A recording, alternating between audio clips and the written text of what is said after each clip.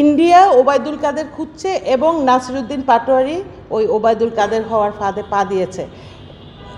এই রাজনীতি নিয়ে উনি এই যে কথাগুলো বলেন না চাঁদাবাজি, আমরা যদি জিজ্ঞেস করি যে আপনারা 5 স্টার হোটেলে যে ইফতার করালেন টাকা বলেন কোথায়, কোটি কোটি টাকার, সেটাকে কে দিল? জামাত। স্বীকার করেন।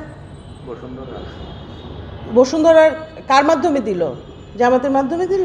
স্বীকার করেন। মানে আপনি অসৎ হতে পারেন, আপনার সেই অধিকার আছে, ঠিক আছে? আপনি চোর হতে পারেন, আপনার অধিকার আছে, কিন্তু আপনি চোর হয়ে আপনি দারোগার ডায়লগ দিতে পারেন না, সেই অধিকার আপনার নাই। এনসিপি যা করছে, ওরা চোর হয়ে দারোগার ভূমিকায় অবতীর্ণ হয়েছে এবং আমরা এগুলো বুঝে গেছি।